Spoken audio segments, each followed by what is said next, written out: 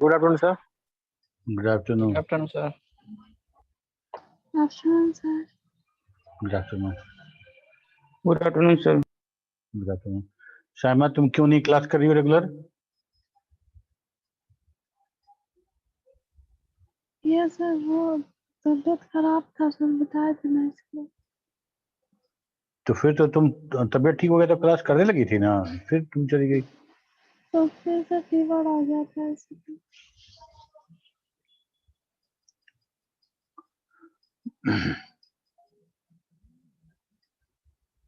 अभी नीतू के ज्वाइन करने का टाइम नहीं हुआ है।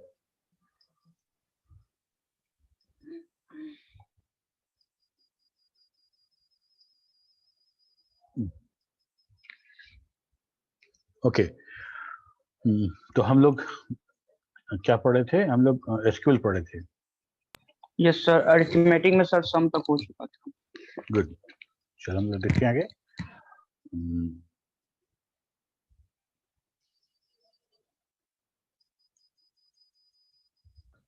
सर एक क्वेश्चन था सर, हम लोग जैसे सर कमांड लिखते हैं एसक्यूएल सर्वर पे सर, तो सर उसका कोई फाइल बनता है कि नहीं डेस्कटॉप पे सर? कमांड का? Yes sir. नहीं, कमांड डायरेक्टली हम लिखे रन कर गया, उसका फाइल कहाँ से बनेगा? नहीं सर, जैसे एमएस डॉस में अगर सर कुछ उसमें एंट्री करते हैं सर, कॉपी कॉन करके सेव करते हैं तो उसका सर एक फाइल बन जाता है डेस्कटॉप पे सर। हाँ, तो हम फाइल बनाएंगे तब ना। जैसे एमएस डॉस में अगर मान लो तुम प्रॉम्प्ट पे जाके और वहां तुम लिख रहे हो कॉपी कॉन cd md और सब कुछ भी लिख रहे हो तो अपने आप थोड़ा फाइल यस बनेगा। सर। कॉपी कौन सा फाइल है ना? जितना कमांड तुम रन कराओगे प्रॉम्प्ट पे वो अपने आप फाइल में कहाँ से सेव होगा? तुमको इंस्ट्रक्शन देना पड़ेगा कि फाइल लिखते हैं, फाइल में ये कमांड लिखिए, बाद में हम रन कराएंगे बैच फाइल के रूप में। ठीक है? तो वो अलग चीज है। हम लोग यहाँ पे वैसा करेंगे। जो PL/SQL वाला पार्ट है तुम लोग को वैसे पढ़ना है नहीं, लेकिन बोलोगे तो हम तुम लोग को बता देंगे। यस सर, बता दीजिएगा सर। तो उसमें हम लोग जैसे हम कोई भी क्यूरी करते हैं, फ्रंट एंड से अगर क्यूरी फायर करना होता है तो सब क्यूरी मान लो कमांड लाइन में जो तुम लिखते हो डॉस पे, तो कमांड लाइन इंटरप्रेटर उस कमांड को इंटरप्रेट करता है और सिंटैक्स सही होने पे उसको प्रोसेस करता है।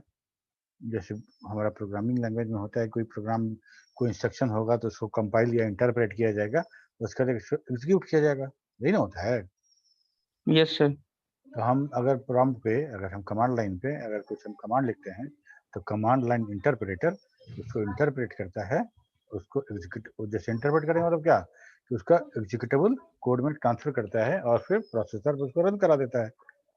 यही बात है। ठीक है? तो ओरेकल में या किसी भी DBMS में जब हम फ्रंट एंड से बार बार क्यूरी हम फायर करते हैं तो वो क्यूरी बार बार कंपाइल होता है, इंटरप्रेट होता है और तब रन करता है। तो हमारा वो सॉफ्टवेयर का जो इंटरेक्शन है डेटाबेस के साथ वो थोड़ा स्लो हो जाता है, वो स्लो हो जाता है। इसीलिए हम लोग क्या करते हैं कि हम लोग स्टोर प्रोसीजर यूज करते हैं। वो स्टोर प्रोसीजर वैसा ही है जैसे तुम बोल रहे हो, फाइल है। और हमको जब हम स्टोर प्रोसीजर की बात करते हैं तो नॉट ओनली द कमांड, हम लोग को बहुत सारा उसमें फैसिलिटी मिल जाता है प्रोग्रामिंग वाला, वो सब कर सकते हैं। करने के बाद उसको कंपाइल करके रखेंगे। कंपाइल करके रखने का मतलब ये हो गया कि अब हम जैसे ही उसको एग्जीक्यूट कराएंगे तो डेटाबेस को जैसे ही रिक्वेस्ट करेंगे PL/SQL फाइल को तो वो अब कंपाइल नहीं करेगा, रन करेगा, तो फास्ट हो जाता है। ठीक है? डेटाबेस जितना ऑपरेशन होता है वो रिकमेंडेड है कि आप स्टोर प्रोसीजर यूज करें। जब तुम लोग कोई प्रोजेक्ट करोगे तो उस समय तुमको स्टोर प्रोसीजर का महत्व समझ में आएगा। खैर चल देखा जाएगा उसको जब आएगा। तो हम लोग ये देख लिए थे, हम लोग एक मिनट शेयर कर देते हैं।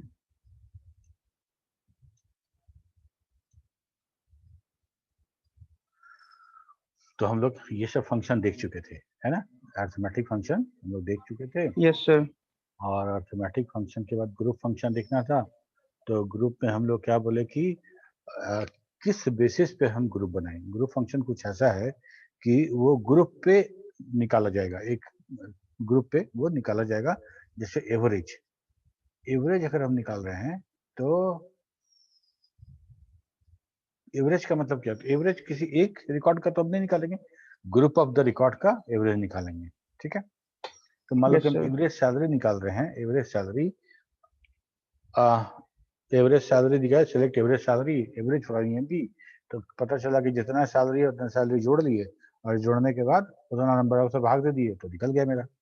ठीक है, और लेकिन साथ में अगर हम साथ में निकाले थे सिलेक्ट एवरेज सैलरी और group by department, group by department, अभी क्या किया कि सारे टेबल का ग्रुप बना लिया और सारा ग्रुप का निकाल दिया सैलरी। अगर ग्रुप बाई हम लिख देते ग्रुप बाई डिपार्टमेंट, तो हर डिपार्टमेंट के का अलग अलग एवरेज सैलरी निकल जाता। ओके, जैसे लिखते हैं सिलेक्ट सम सैलरी, तो ये भी ग्रुप है, किसका सैलरी जोड़ेगा? तो पूरा ग्रुप का, कोई और तो ग्रुप बाई दिए नहीं है, तो चूंकि ग्रुप बाई है तो अपने आप से पूरा का पूरा टेबल का ग्रुप बना लेगा और उसको जोड़ देगा। ठीक है, अगर लिखते हैं select sum salary group by department या ग्रुप बाई सिटी, ऐसा कर दें तो उस सिटी का ग्रुप बनाएगा और उस ग्रुप का सैलरी सम करेगा। ठीक है, मिनिमम देखे थे हम लोग कि अगर हम मिनिमम निकालते हैं तो पूरे डेटाबेस में से मिनिमम निकालता है, मैक्सिमम निकालेंगे तो पूरे डेटाबेस में से ये मैक्सिमम निकालेगा। ठीक है, तो ये भी क्या कर रहा है, पूरा डेटाबेस को मैनेज कर रहा है, मतलब पूरे डेटाबेस को कंसीडर करके ग्रुप बना रहा है और ग्रुप का ये फंक्शन कर रहा है। अगर हम मान लो इसमें ग्रुप बाय लिख दे, ग्रुप बाय डिपार्टमेंट या ग्रुप बाय सिटी, ऐसा कुछ, तो उसी ग्रुप का मिनिमम हर ग्रुप का ग्रुप बाय अलग अलग ग्रुप का बनाएगा और हर ग्रुप का अलग अलग निकालेगा। ठीक है, काउंट में कितना काउंट है वो काउंट हो रहा है। और इसके बाद हम लोग ये वाला तुम लोग को बताए थे, दिए थे ना, ये नोट कर लो। ये स्क्रीनशॉट के लिए दिए थे कि नहीं तुम लोग को? सर स्क्रीनशॉट नहीं हो पाएगा, तो 4 हुआ था सर, उसका स्क्रीनशॉट लिए थे, इसका नहीं हो पाया था सर। अच्छा 4 हुआ था, ठीक है, इसका एक बार ले लो स्क्रीनशॉट।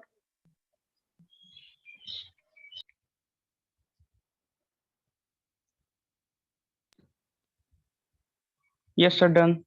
ओके, इसके बाद ये ग्रुप बाई क्लाउज, उसी चीज को हम लोग कर, देखो select max salary from EMP group by department. तो क्या हुआ कि अलग अलग डिपार्टमेंट के नाम पे वो ग्रुप कर दिया, क्योंकि हम यहाँ पे मैक्स सैलरी यहाँ पे डिपार्टमेंट लिख देते डीईपीटी। ठीक है, डीईपीटी ऐसा लिख देते तो डिपार्टमेंट भी मेरा अलग अलग डिपार्टमेंट भी प्रिंट होता। तो ये चूंकि डिपार्टमेंट नहीं लिखा हुआ था इसलिए यही प्रिंट हुआ है।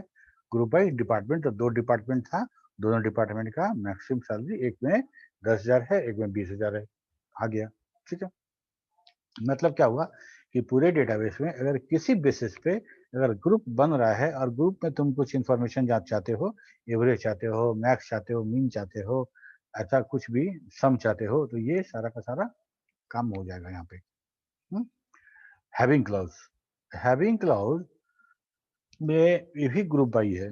वेयर वाला जो फंक्शन था, वेयर वाला जो क्लॉज था, वेयर क्लॉज में क्या था कि हम एक्सप्रेशन दे रहे थे और एक्सप्रेशन इंडिविजुअल पे हो रहा था। हैविंग वाला भी वैसे ही है, लेकिन देखो select max salary, maximum salary select कर रहे हैं from EMP group by department, group by department, having count star greater equal to 2, मतलब कि वैसे डिपार्टमेंट का मैक्सिमम सैलरी बताना है जिसमें रिकॉर्ड जो हो 2 से ज्यादा हो, 2 से ज्यादा हो, मतलब 2 से ज्यादा रिकॉर्ड होने का मतलब कि उस डिपार्टमेंट का 2 या 2 से ज्यादा एम्प्लॉय उस डिपार्टमेंट में काम करता हो, यही ना मतलब जी? सर यहाँ पे भी स्टार का मतलब सिलेक्ट होगा ना सर, जो ब्रैकेट में स्टार है? नहीं, यहाँ पे देखो काउंट वाला हम लोग देखे थे यहाँ फंक्शन, ये यही काउंट है, ये वाला काउंट है ना, ये काउंट रो को काउंट कर रहे हैं हम यस लोग, सर। रो को काउंट कर रहे हैं। ठीक है, तो हम लोग क्या कर रहे हैं कि रो को काउंट कर रहे हैं, यहाँ तो पूरा का पूरा डेटाबेस का रो काउंट कर रहे थे, ये पूरा का पूरा डेटाबेस के रो को काउंट कर रहे थे। यहाँ यस पे सर। हम लोग ग्रुप बाई लगा के हम लोग लिख दिए हैं group by department, group by department. अगर मान लो 3 डिपार्टमेंट है, एचआर है, मार्केटिंग है और सॉफ्टवेयर इंजीनियरिंग है, मतलब डेवलपमेंट आईटी डिपार्टमेंट है, तो 3 डिपार्टमेंट हुआ, 3 डिपार्टमेंट में सब में 4 रिकॉर्ड है, सब में 4 है। किसी एक पे हम मान लेते हैं कि एक ही आदमी है, एक आदमी काम करता है, एक आदमी काम कर रहा है, और मान लो अकाउंट्स डिपार्टमेंट है, उसमें एक ही आदमी काम कर रहा है। और हम ये जब क्यूरी हम रन कराएंगे, जब हम ये क्यूरी रन कराएंगे, मैक्स सैलरी निकालिए ईएमबी में से, लेकिन पूरा ईएमबी में से नहीं, डिपार्टमेंट वाइज ग्रुप बनाइए और हर डिपार्टमेंट में मैक्स निकालिए, हर डिपार्टमेंट में मैक्स निकालिए जो ये काम कर रहा था, हर डिपार्टमेंट का अलग अलग मैक्स निकालिए। तो एक डिपार्टमेंट का मैक्स ये है, ये हो सकता है मार्केटिंग का हो, ये मार्केटिंग का, ये ग्रुप वाइज हम निकाल रहे हैं। लेकिन साथ में हैविंग क्लॉज जोड़ने का मतलब ये है, हैविंग काउंट स्टार बराबर equal to greater than 2, count मतलब रिकॉर्ड काउंट करने वाला। और ये रिकॉर्ड काउंट करने वाला अगर हम ग्रुप बाय ये वाला नहीं लगाते तो ये पूरा का पूरा टेबल का रिकॉर्ड काउंट करता, लेकिन ग्रुप बाय डिपार्टमेंट लगाने वाला हर ग्रुप के बारे में बात हो रही, हर ग्रुप के बारे में बात कर रहे हैं। और तब हम कहते हैं कि having count star equal to 1, इसका मतलब हम डिपार्टमेंट वाइज बता रहे हैं कि अगर किसी डिपार्टमेंट का उसी डिपार्टमेंट का मैक्स सैलरी निकालना है आपको, जिस डिपार्टमेंट में रिकॉर्ड काउंट जो है वो 2 से बड़ा हो या 2 के बराबर हो, मतलब अगर 1 है तो उसका मैक्सिमम सैलरी नहीं निकालना है आपको। समझ में आ रही बात? Yes sir. ठीक है, तो यहाँ पे क्या हुआ कि अगर जो काउंट करना था हर डिपार्टमेंट में रिकॉर्ड को, और जिसका रिकॉर्ड 2 से कम है उसको कंसीडर नहीं करना है, तो उस हिसाब से वही रिकॉर्ड तुमको वही डिपार्टमेंट दिखेगा जिसमें 2 या 2 से ज़्यादा लोग काम करते हैं, और उसका मैक्सिमम सैलरी निकाल के देगा। ठीक है, अब रहा यहाँ तक तो बात हो गया। अब कैरेक्टर फंक्शन, कैरेक्टर मतलब हम बात करते हैं कैरेक्टर, कैरेक्टर मतलब होता है तुम्हारा 0 से 255 इसकी वैल्यू वाला कोई भी कैरेक्टर। ठीक है, तो हम स्ट्रिंग को या कैरेक्टर को हम कैसे हैंडल कर सकते हैं, कैसे हैंडल हम कर सकते हैं। ठीक है, तो हम लोग डुअल डेटाबेस के बारे में बात किए थे। ये हमारा एक डेटाबेस है, क्या बोलेंगे उसको, कि ये डेटाबेस है, जैसे कोई कमांड हमको रन कराना है, कोई क्यूरी रन कराना है जो किसी डेटाबेस से नहीं है, तो ये डेटाबेस हम यूज करते हैं इसको। ठीक है, सेलेक्ट कैरेक्टर 75, हम इसको CHR एक फंक्शन है जिसमें अगर हम इसकी वैल्यू दें तो उस इसकी वैल्यू को वो कैरेक्टर में चेंज कर देगा। ठीक, और उसका हम कैरेक्टर एलियास दे रहे हैं फ्रॉम डुअल। तो हम 75 को अगर प्रिंट कराते हैं तो कैरेक्टर में K प्रिंट होगा। ये CHR फंक्शन हो गया, ये लोअर फंक्शन हो गया, लोअर MGR, तो डाउन करके इसको लोअर करके MGR प्रिंट कर देगा। अपर MGR तो अपर MGR प्रिंट कर देगा। ठीक है, ये है हमारा select initcap the soap capitalize from the dual. ये क्या करेगा, हर वर्ड को जो सेंटेंस केस होता है, सॉरी सेंटेंस केस नहीं, टाइटल केस, हर वर्ड का पहला कैरेक्टर कैपिटल। ठीक है, इनिशियल कैपिटल इनिट कैप। समझ में आ रहा है तुम लोग को? Yes sir. Yes sir. ठीक है, अब देखो आर ट्रिम, ये ट्रिम फंक्शन है। ट्रिम फंक्शन कहने का मतलब हम उसको ट्रिम कर देते हैं, उसको वहाँ जो लेफ्ट या राइट होगा या ट्रिम होगा तो दोनों तरफ से हम उतना नंबर उस कैरेक्टर को हम उसमें से काट देते हैं। ठीक है, जैसे हम लोग बात कर रहे हैं आर ट्रिम, आर ट्रिम मतलब राइट का ट्रिम करना है। ABCDEF में EF को काट देना है, तो EF कट गया तो ABCD बचा, ABCD बच गया मेरा। एल ट्रिम में लेफ्ट से कटा, AB कट गया तो AB कट गया तो CDE बचा।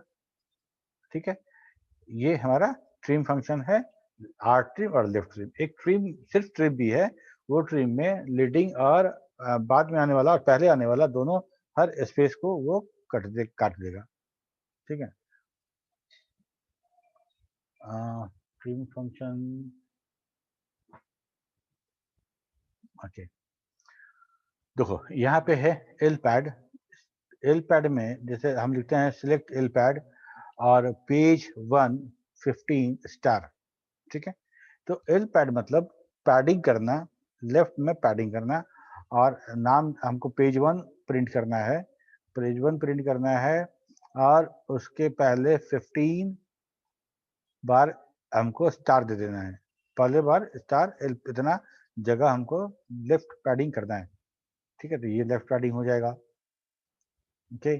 और सब स्ट्रिंग मतलब एक स्ट्रिंग में से छोटा स्ट्रिंग काट के निकालना है, छोटा सा स्ट्रिंग काट के निकालना है। और छोटा सा स्ट्रिंग काट के निकालेंगे तो मतलब पूरा का पूरा नहीं, कहीं से शुरू करना है कहीं खत्म करना है, तो हमको 2 पॉइंट देना पड़ेगा, कहाँ से स्टार्ट करना है कहाँ एंड करना है। तो सब स्ट्रिंग बोलते हैं सब स्ट्रिंग। तो फंक्शन का नाम है सब स्ट्रिंग। तो इसमें एक स्ट्रिंग मेन स्ट्रिंग होगा, और इस स्ट्रिंग में 3 नंबर से शुरू करके 2 काट लेना है, ऐसा वैल्यू दिया हुआ है। तो 1 2 3, ये 3 नंबर से शुरू करके 2 कैरेक्टर काट लेना है। CD कट गया, आगे यहाँ पे, ठीक है। वो L pad sir, L pad बता दीजिए। एल पैड ये लेफ्ट पैडिंग है, लेफ्ट साइड में पैडिंग करने के लिए। अगर हमको कुछ प्रिंट करना है और उसके लेफ्ट साइड में हमको पैड करना है, तो हम उसको नंबर ऑफ पैडिंग देंगे और किस चीज से पैड करना है वो देंगे, ठीक है ना राजेश? Yes sir. अच्छा, अब देखो डेट फंक्शन जैसे अभी हम लोग मान लो अभी इंसर्ट कर रहे थे डेटा, इंसर्ट इनटू टेबल वाले में। अगर इंसर्ट इनटू टेबल करें हम और उसमें सीधे सीधे हम डेट लिख दें, तो हमारा वो डेट इंटर नहीं होगा, वो डेट हमारा इंटर नहीं होता है। और डेट के साथ डेट हमारा बड़ा अजीब टाइप का वेरिएबल है, डेटा है, ना तो वो हमारा करेक्टर है, नहीं हमारा वो न्यूमेरिक है, ठीक है। तो डेट के साथ काम करने के लिए हमेशा सावधान रहना पड़ता है। देखो, add month, select, add month, 2 month को जोड़ना है, मतलब मंथ में कुछ और जोड़ना है। तो अगर मान लो 29 फरवरी 96 एक डेट है, उसमें हम 12.99 जोड़ रहे हैं, 12.99 जोड़ रहे हैं, सॉरी घटा रहे हैं, माइनस है, माइनस 12.99 जब घटा रहे हैं तो क्या होगा, ये हमारा ये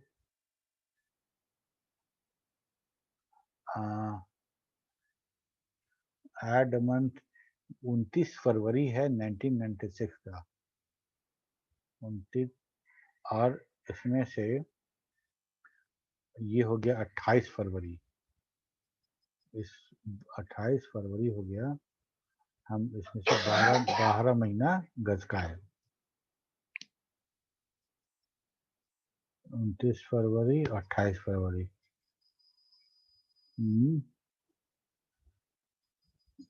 12.99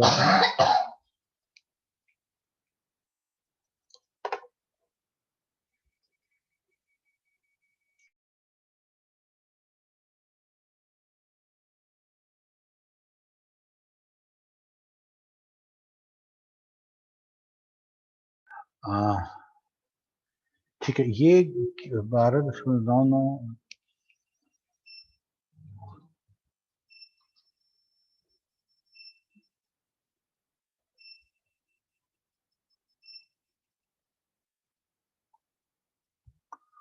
ओके, ये 12 होना चाहिए था, 12 मंथ, 999 क्यों है, ओके। लेकिन ऐड मंथ में है, ये हम एक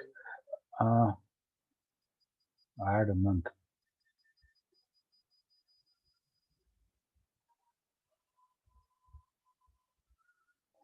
तो इसमें हम कोई डेट देंगे, डेट के साथ अगर हम मंथ दे देते हैं तो मंथ को वो ऐड कर देता है, ऐड करने में जो फाइनल मंथ होगा वो बताएगा, मतलब फाइनल डेट वो हमको डिस्प्ले करेगा, ठीक है।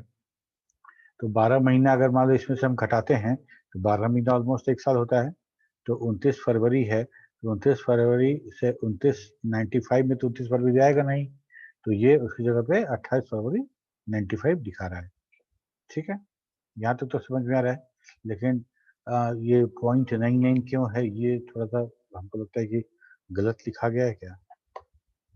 ठीक है, नेक्स्ट डे कैसे पता चलेगा हमको, तो next day, select next day, function है नेक्स्ट डे, और हम डेट देंगे कि 15 मार्च 1992 ट्यूसडे है, Tuesday, next day of Tuesday from 12, तो नेक्स्ट डेट ये मेरा ये हो गया। ठीक है, तो 15 मार्च 1992 के बाद नेक्स्ट डे जो होगा वो होगा 17 मार्च।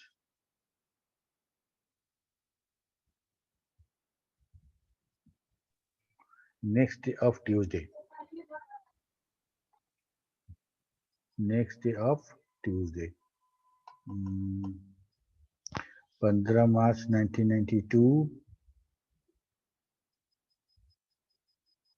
ओके, ये थोड़ा सा कंफ्यूजन हो रहा है।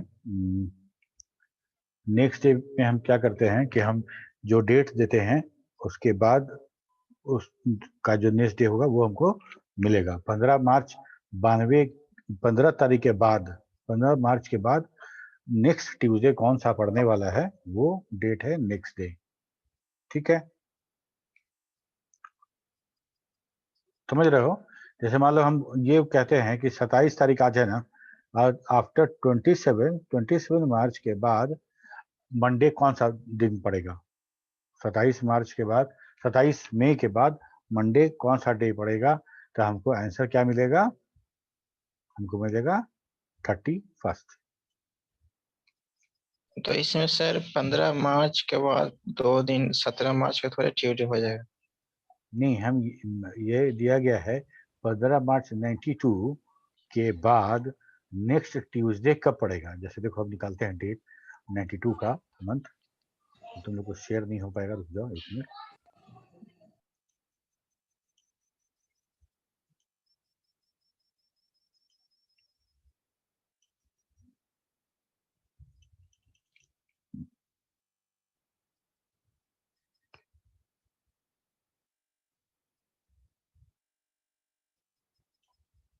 (1992) का मार्च, ठीक है, 1992 15 तारीख के बाद, 15 तारीख के बाद ट्यूसडे कब पड़ेगा। दिख रहा है ये वाला कैलेंडर, दिख रहा है तुम लोग को। Yes Yes, sir. sir. तो हम कह रहे हैं क्या कि Yes, 15 तारीख के बाद ट्यूसडे कब पड़ेगा, after 17 15th of March, when will the next Tuesday, then it will 17th of March। तो वही Yes, मार्च sir. दिया है, यही दिया है। इस डेट के बाद ये नेक्स्ट डेट ऑफ ट्यूसडे कब पड़ेगा, तो वही है। ठीक है, ओके। Yes, ये sir. हो गया last day, select system date, sysdate, comma last date system date from dual. तो ये हमारा है कि सिस्टम डेट मतलब हमारा सिस्टम का डेट, हमारा सिस्टम का डेट, और जिस मंथ का सिस्टम डेट है उस मंथ में लास्ट डे कौन सा है, मतलब last day of the month क्या है, 30 है या 30 है। ये आज का डेट है, मान लो कि 27 तारीख है, और हम ये सब कमांड हम लोग रन करा के देखेंगे। अभी हम लोग खाली सिंटेक्स के बारे में बात कर रहे हैं। और ये लास्ट Yes, डेट sir. जो हमारा इस मंथ का जो लास्ट डेट होगा 31 होगा, तो ये 31 का मंथ है। ठीक है, ये प्रैक्टिकल 6 है, इसको भी तुम लोग एक बार स्क्रीनशॉट ले लो, जब समय आएगा तब बनवाएंगे तुम लोग से।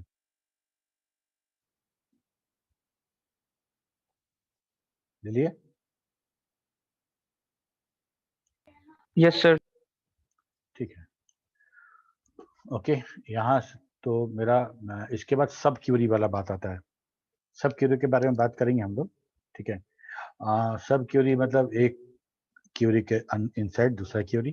एक बार हम लोग इसको रन करा के देख लेते हैं, एक बार करा के दिखा देंगे तुमको, तो ये चीज अगर कुछ डाउट होगा तो क्लियर हो जाएगा। ठीक है,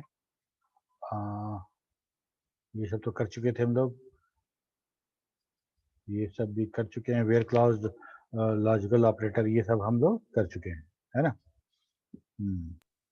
सर बोले थे सर एक बार मतलब 2-3 इंसर्ट करके बता देते सर, हम बहुत बार ट्राई किए सर, होता ही नहीं है सर वो इंसर्ट करने के insert। लिए यस सर, मतलब एक टेबल में सर 2-3 मतलब इंसर्ट करना है डिटेल्स, तो होता ही नहीं है सर वो। अच्छा एरर बार बार लिख देता है सर।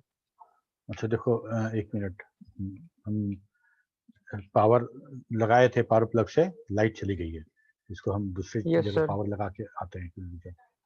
Okay sir. इसके बाद हम लोग देखेंगे इस चीज को, ठीक है।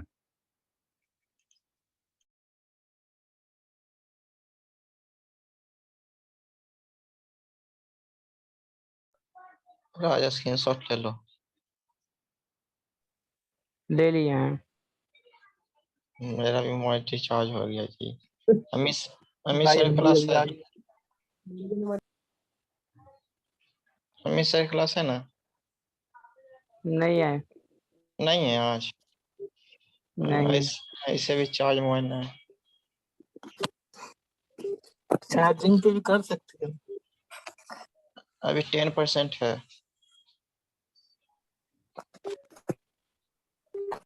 क्या दिक्कत है, चार्ज में लगा लो। लाइट कटी हुई ना, बारिश हो रही है।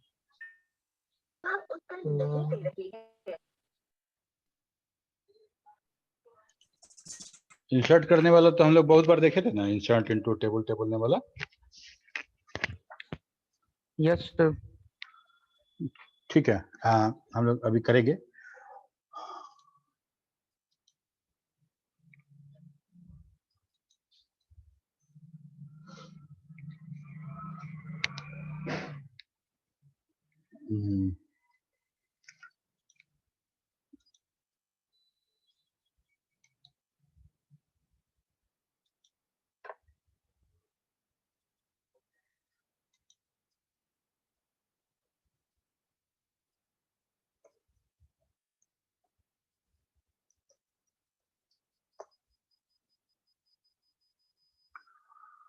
ओके, तो हम लोग था सेलेक्ट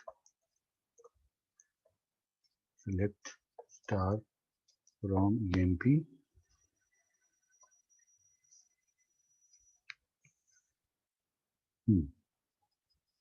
इसी में कर दें कि हम लोग सिलेक्ट स्टार फ्रॉम EMP1, ये भी बनाए थे, यहाँ भी है, ठीक है। तो हम लोग EMP में ही करते हैं, EMP में ज़्यादा रिकॉर्ड है तो हम लोग को क्यूरी रन कराने में बड़ा आराम होगा। तो मान लो हमको रन करना है किसमें, EMP में रन करना है। तो EMP में रन करने के लिए हमको ध्यान देना पड़ेगा कि कौन कौन सा एट्रीब्यूट है उसमें, ठीक है। Insert into EMP values, insert into EMP values के बाद हमको क्या लिखना है, सबका वैल्यू लिख देना है। क्योंकि EMP ID हमारा प्राइमरी है तो उसको रिपीट नहीं होने देना। 101, 102, 103, 104, हम 106 दे सकते हैं, 105 दे सकते हैं, 108, कुछ भी दे सकते हैं। तो मान लो हम देते हैं 108, ठीक है, क्योंकि वो हमारा न्यूमेरिक होगा, क्योंकि उसमें कुछ अल्फाबेट नहीं लिए गए हैं, मान के चलने के न्यूमेरिक है। इसके बाद नेम देना है, तो हम दे देते हैं राजेश, और चूंकि नेम है तो हमको सिंगल कोट्स में देना होगा राजेश कुमार, ठीक है। इसके बाद डिपार्टमेंट ID, ये किस डिपार्टमेंट में काम करता है ये बात करना है, ठीक है। तो हम दे देते हैं डिपार्टमेंट 103।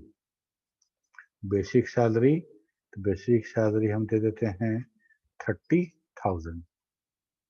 इसके बाद नेट सैलरी, तो नेट सैलरी हम कैलकुलेट कर सकते हैं, लेकिन अभी हम लिख देते हैं ऐसे ही 30,000 को 52,000 नेट सैलरी है, 52,000 हो गया। यहाँ तक मेरा डेटा आ गया। यहाँ तक ये तक समझ में आया? बात बताओ। Yes sir.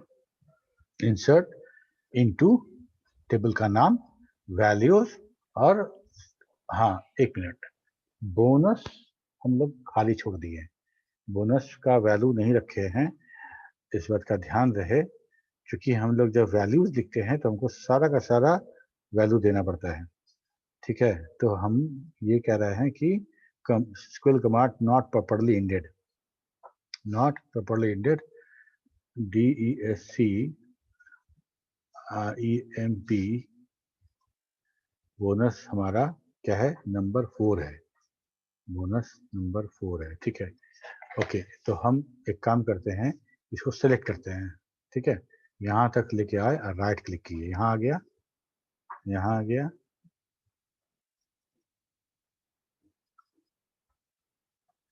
और यहाँ आने के बाद हम उसको एडिट में खोल देते हैं। एडिट विंडो दिख रहा था हम लोग को? Yes sir. इसमें हम बोनस में हम लोग कुछ वैसा डेटा डाल देते हैं। नंबर 4 था ना? चलो 1000 यस सर, दे नंबर देते 4। हैं, 1000 देते हैं, इसको सेव कर देते हैं।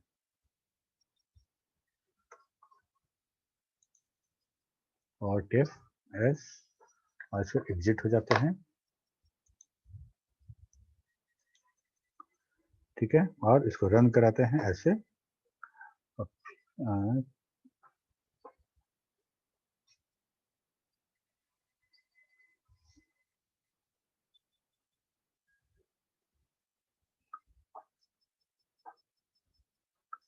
एक Rajesh Kumar 103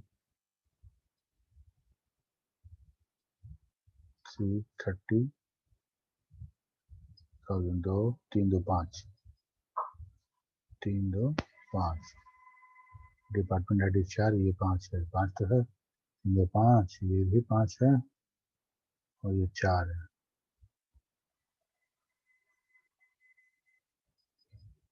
SQL not properly ended, तो सेमीकोलन नहीं लगाएं क्या?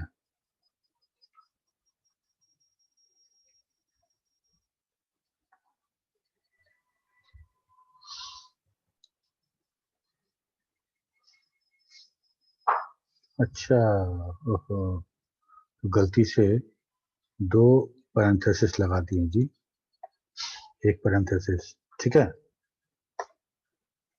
Yes sir. value too large for the column system.employee.name, name में कितना है, 10 है, कितना हो गया, 2 2 4 1 5 1 6 7 8 9 10, ज्यादा है। तो नेम फील्ड में हम लोग यहाँ 10 दिए हैं, तो नेम फील्ड में 10 दिए हैं, तो इसको हमको घटाना पड़ेगा। तो घटाना पड़ेगा, इसका मतलब हमको एडिट करके खोलना पड़ेगा। एडिट में आओ, राजेश, खाली राजेश लिख देते हैं। ठीक है, राजेश, और इसको सेव करते हैं, सेव, एग्जिट, रन, एक रो क्रिएटेड। ठीक है, इसलिए हम यहाँ पे 2 बार लगा दिए थे पैरेंथेसिस, ये दिक्कत था। वैल्यूज के बाद वो पैरेंथेसिस ओपन है, उसका क्लोजिंग है यहाँ पे। ठीक है, तो यही है हमारा।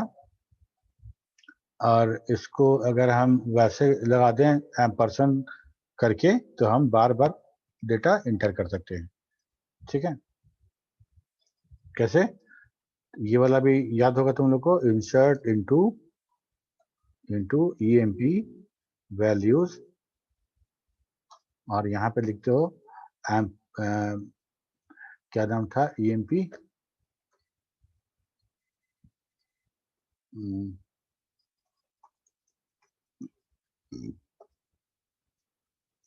ओके, यहाँ पे हम लिखते हैं insert into EMP values ampersand EMP ID, उसके बाद सिंगल कोर्स में ampersand name, ampersand department ID हमारा नंबर है, तो एम्परसेंड DEPT ID, उसके बाद एम्परसेंड बेसिक, और उसके बाद एम्परसेंड नेट सेल, और एम्परसेंड बोनस। ठीक है, EMP ID का वैल्यू मांग रहा है और हम लोग इस बार देते हैं 106, ठीक है। और name Sujeet, department ID 102, basic salary 22,000, net salary 35,000, bonus 1,000। One row created, कुछ नहीं करना है, फॉरवर्ड स्लैश लिख के रन करा देना है, फिर सेम चीज शुरू हो जाएगा 105। अगर हम गलती से वैसा EMP ID देंगे जो पहले से दिया गया है तो हमको एरर दे देगा, ठीक है। Yes sir. Vijay, department ID 104 और value for the basic 33,000, 40,000, bonus 500 रुपया। यहाँ पे वायलेट हो गया, कौन सा वायलेट हुआ है? Integrity constant system EMP dot department violate parent key not found. समझे इस चीज को? हम लोग जो डिपार्टमेंट ID दे रहे हैं, अब हम तुमको दिखाते हैं, सिलेक्ट स्टार फ्रॉम DEPT, ठीक है। ये डिपार्टमेंट है, हर डिपार्टमेंट के ID है 101, 102, 103 और ये department ID as a foreign key हम यहाँ पे यूज कर रहे हैं, ठीक है। डिपार्टमेंट ID हम एज ए फॉरेन की यहाँ पे यूज कर रहे हैं और चूंकि 104 नहीं है यहाँ पे तो हम 104 नहीं दे सकते हैं, 104 यहाँ पे नहीं दे सकते हैं। समझ में आ रही है बात? पूछना।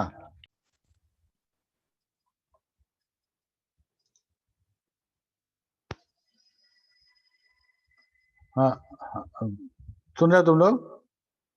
Yes sir. Yes sir.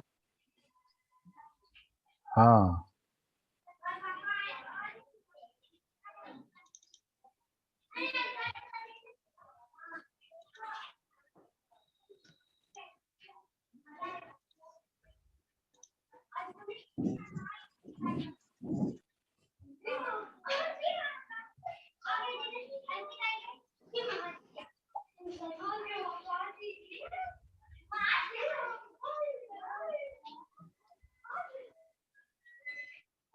Okay. तो हम क्या कह रहे थे कि हम जब फॉरेन की जब बनाएंगे किसी टेबल का तो फॉरेन की तभी काम करेगा, फॉरेन की हम तभी यूज कर सकते हैं कि फॉरेन की किसी न किसी दूसरे टेबल का, किसी न किसी और टेबल का वो प्राइमरी की होगा, ठीक है।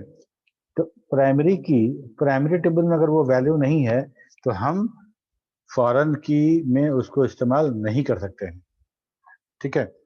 जैसे हम लोग यहाँ बात कर रहे थे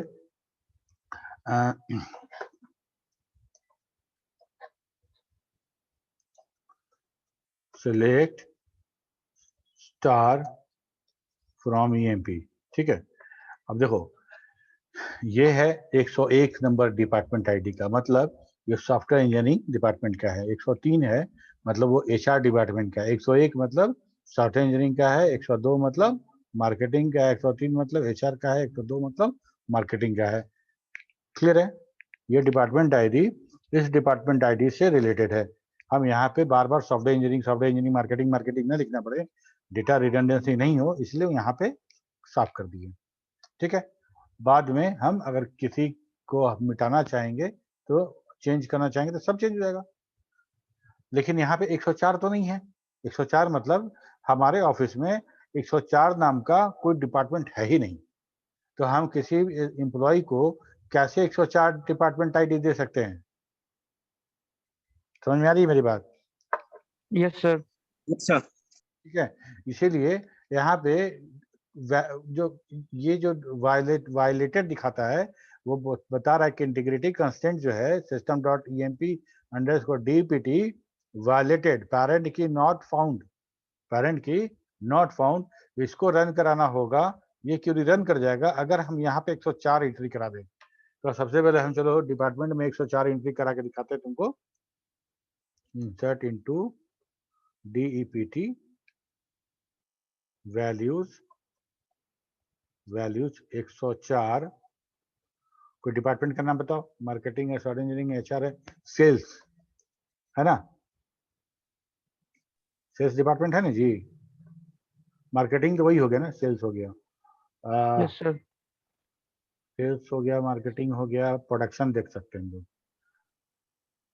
और या फिर हम लोग और क्या दे सकते हैं बताओ, डिपार्टमेंट अकाउंट्स, ठीक है,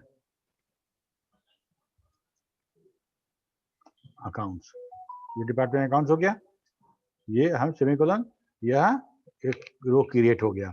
जब एक रो क्रिएट हो गया, जब 104 हो गया, तब ये वाला आइटम हम रन करा सकते हैं। ये वाला जो था 104, ये वाला देखो, इसको सेलेक्ट करेंगे ऐसे, ऐसे राइट क्लिक करेंगे, यहाँ आ गया, और यहाँ के सेमीकोलन इंटर किए और एक रो क्रिएटेड। अब रो क्रिएट हो जाएगा क्योंकि हमारा 104 अब वैलिड है। समझ में आए बात? Yes sir.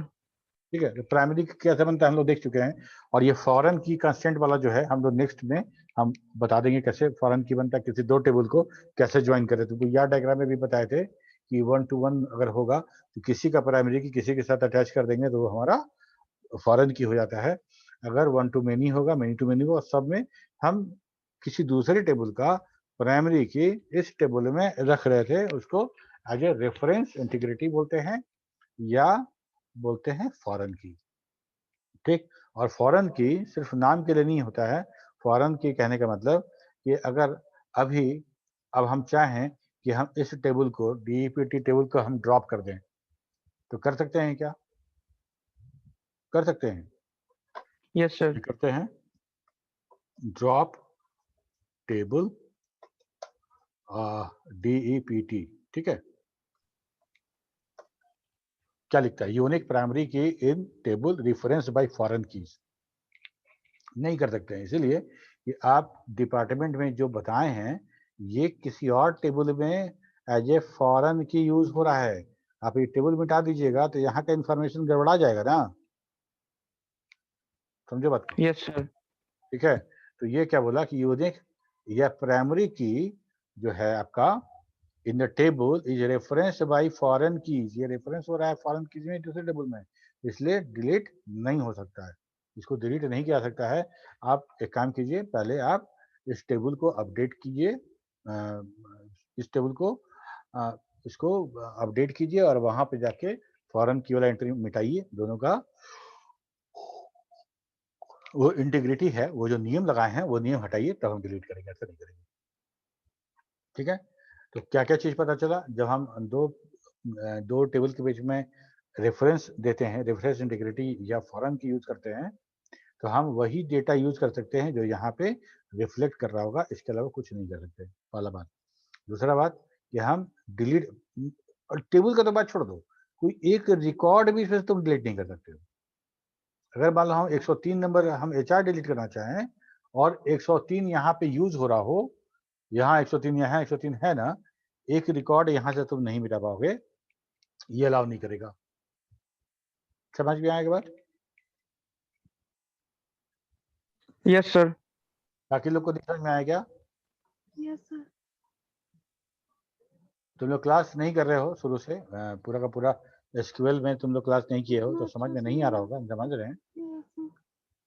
और हम करें तो क्या करें, मान लो आज हम पूरा पढ़ाएंगे, सोचेंगे कि आज हम रिवीजन करा दें, तो आज हम रिवीजन कराएंगे तो अगले क्लास में फिर तुम नहीं आओगे।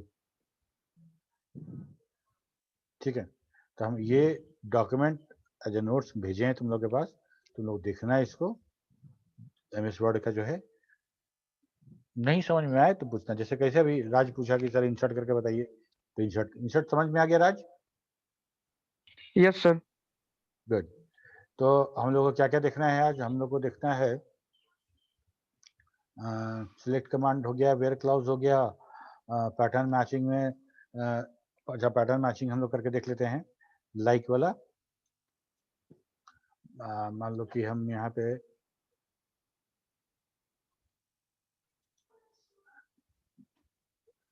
रमेश है, सुरेश है, रंजीत है, अमन है। आर से मेरा 3 रिकॉर्ड है।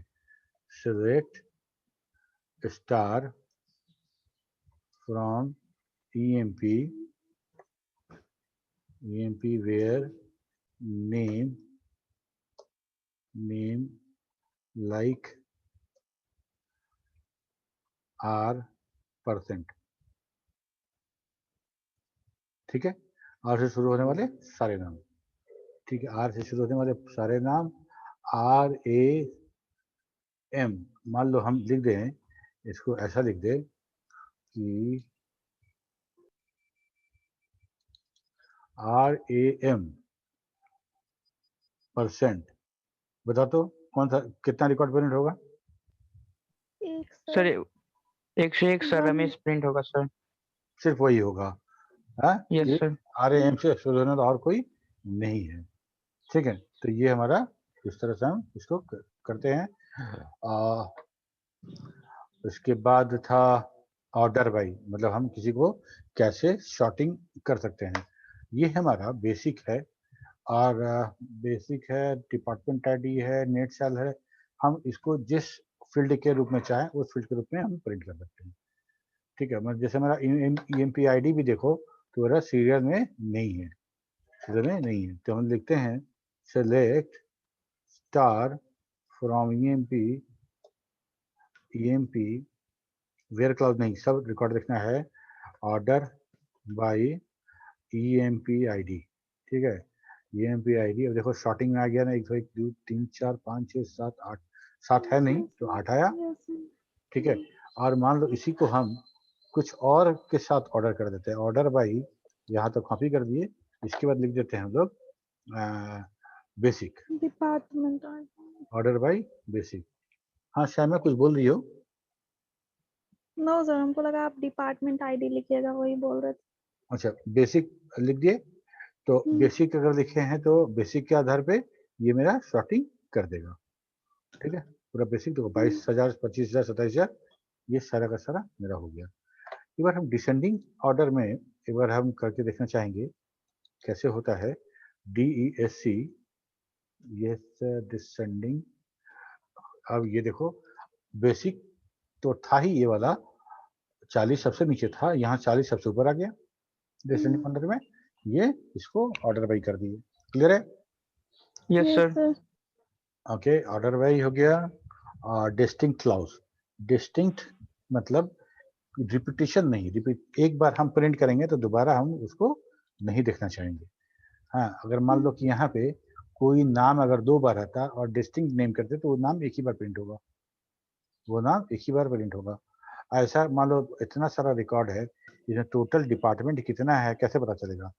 तो हम एक काम करते हैं, हम डिस्टिंक्ट डिपार्टमेंट आईडी प्रिंट करा लेते हैं, तो हमको पता चल जाएगा कि टोटल डिपार्टमेंट कितना है, क्योंकि यहाँ डिपार्टमेंट में तो बार बार रिपीटिशन हो रहा है। Select distinct ID, department ID, distinct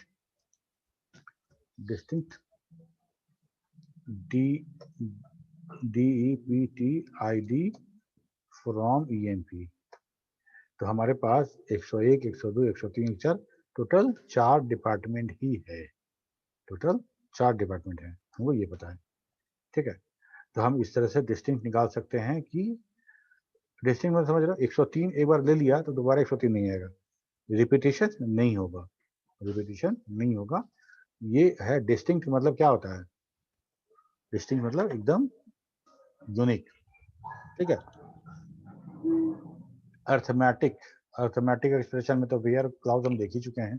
where के साथ हम एक एक्सप्रेशन देते हैं और एक्सप्रेशन को लेके जहां जहां हमारा क्यूरी ट्रू होता है वहां वहां वो एग्जीक्यूट हो जाता है। यहाँ पे हम लोग exercise display all record of employ table कैसे लिखेंगे?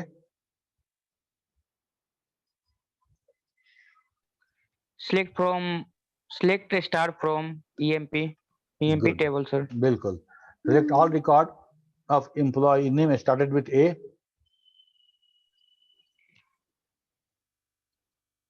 सेलेक्ट A से शुरू होने वाला सारे एम्प्लॉय का नाम प्रिंट करना है। select star from EMP e name like A। Single quote में sir A% sir single quote में। ठीक है। डिस्प्ले और record of the employee of a particular department, marketing department के सारे एम्प्लॉय को प्रिंट करना है। राजेश तुम बोलो।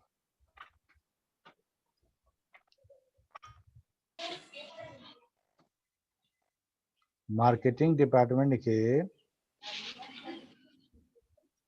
एम्प्लॉय, मार्केटिंग डिपार्टमेंट के सारे एम्प्लॉय का रिकॉर्ड देखना है। राजेश जैसे बोलो। वेयर क्लाउज यूज करेंगे, अब बोलो।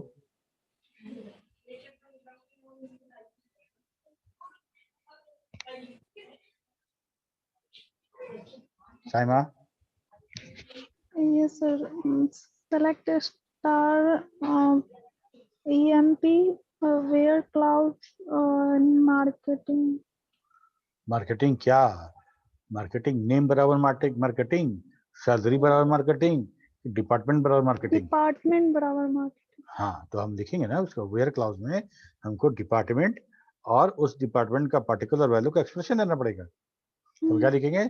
Select star from the EMP where DEPT बराबर मार्केटिंग। ठीक है, लेकिन प्रॉब्लम क्या है? प्रॉब्लम क्या है कि हम यहाँ पे हम जो यहाँ पे यूज कर रहे हैं, यहाँ पे अच्छा मार्केट यहाँ तो लिख रहे हैं ना। ओके चलो ठीक है, यहाँ के हिसाब से तो हो गया, मार्केटिंग हो गया। लेकिन अगर हमारे डेटाबेस में अगर तुम आओ तो हम डिपार्टमेंट आईडी रखे हैं, डिपार्टमेंट आईडी और मार्केटिंग है कि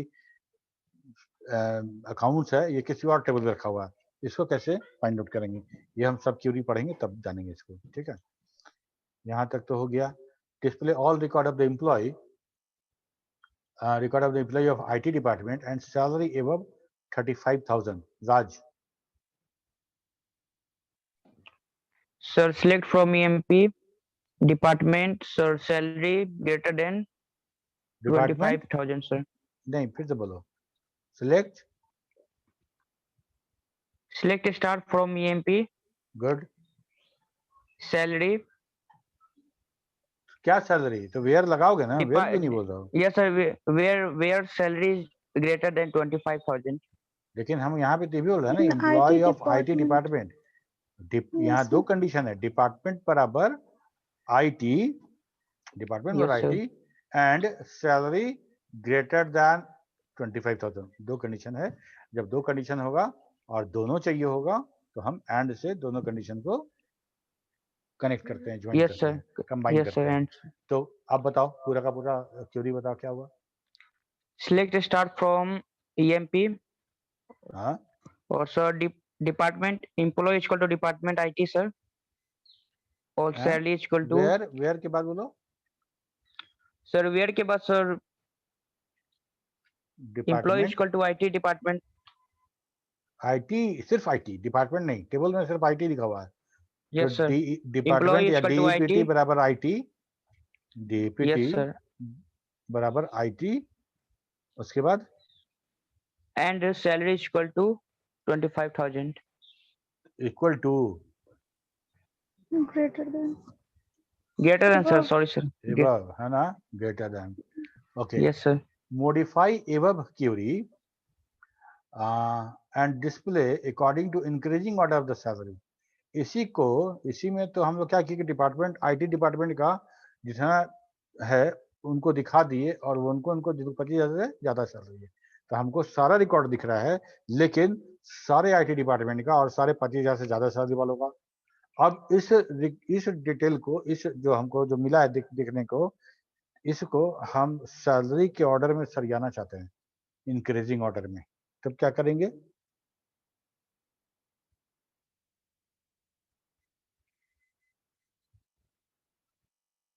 ऑर्डर बाय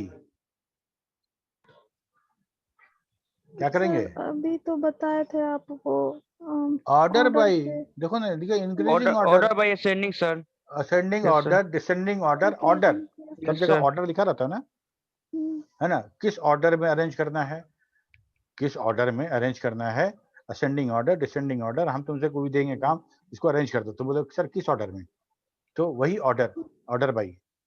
तो हम इसको बताएंगे ना कि कि ऑर्डर बाई ये फील्ड, ऑर्डर बाई वो फील्ड, उसी फील्ड के आधार पे करेगा। तो हम वो यहाँ पे जो कमांड लिखे थे, जो क्यूरी लिखे थे, इसी क्यूरी के आगे हमको लिख देना है ऑर्डर बाई सैलरी, बस कुछ नहीं करना है। वेयर डिपार्टमेंट बराबर IT, वेयर डिपार्टमेंट बराबर IT and salary is greater than 25,000, space देके ऑर्डर बाई सैलरी, उसको सैलरी के आधार पे इंक्रीजिंग ऑर्डर में, अगर DESC नहीं दिखते हैं, अगर कुछ नहीं दिखते हैं ऑर्डर के बारे में, तो बाय डिफॉल्ट वो इंक्रीजिंग ऑर्डर में उसको अरेंज कर देगा। ठीक है, यस सर। लास्ट वाला था so all department of employ table without repetition. बताओ अभी तो बताओ। सर इसको अभी वाला वही sir. Select distinct dept from EMP। बहुत अच्छा, सही है, बहुत बढ़िया, ये हो गया। Yes sir. इसके बाद अरिथमेटिक फंक्शन है, ये इस पे करना कुछ नहीं है हमको, इसमें हम ये कोई भी फंक्शन, जैसे कॉस्ट फंक्शन है, ABS फंक्शन है, एब्सोल्यूट फंक्शन है, सेल फंक्शन है, कोई भी फंक्शन हमको यूज करना है। और चूंकि हमको क्यूरी लिखने का तरीका, क्यूरी लिखने के लिए बताया गया है सेलेक्ट, और क्या सेलेक्ट करना है वो, उसके बाद फ्रॉम और डेटाबेस। तो डुअल डेटाबेस, एक डेटाबेस दिया गया है ऐसे ही, जिसको यूज करके हम कोई भी फंक्शन को रन करा सकते हैं, कोई भी फंक्शन को हम रन करा सकते हैं। जैसे देखो एक फंक्शन रन करा के दिखाते हैं तुमको, ये वाला पावर वाला फंक्शन, पावर फंक्शन सिलेक्ट, एक बार क्या था, हाँ power, select power 5,5 from dual. तो 5,5, 5 के पावर 5, तो कितना आया 3125। तो यहाँ देखो पावर 5,5 आ रहा है। हम अगर चाहते तो इसका हम कुछ ना कुछ एलियस दे सकते थे, यहाँ पे लिख देते, यहाँ पे लिख देते power, POWR, power from dual. तो हमको क्या हो गया, select power, power from keyword not found where expected. एक मिनट,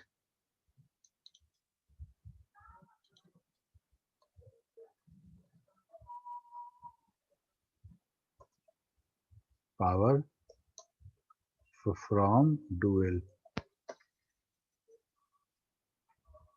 का है, एलियस का नहीं ले रहे हैं, यहाँ तो ले रहा था डबल कोर्स में, डबल कोर्स में, डबल कोर्स में।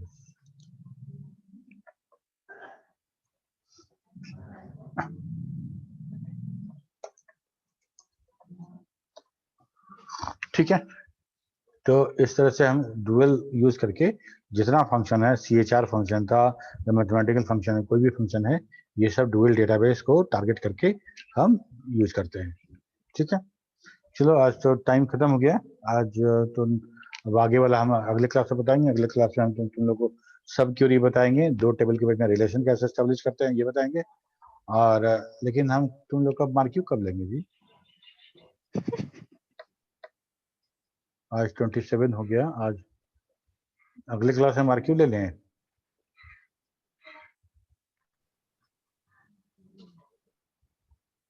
नेक्स्ट क्लास में मार्क्यू ले लेते हैं, क्या बोलते हो तुम लोग? मार्क्यू के नाम से सांप सूंघ जाता है नहीं? बहुत डर लगता है सर। क्यों डर लगता है? जो सवाल पढ़ाए वही ना पूछेंगे, तुम डरने वाली कौन सी बात है? डरने वाली कौन, जब मार्क्यू में तुम डरोगे फिर एग्जामिनेशन कैसे पास करोगे, इंटरव्यू कैसे निकालोगे, वाइवा कैसे दोगे?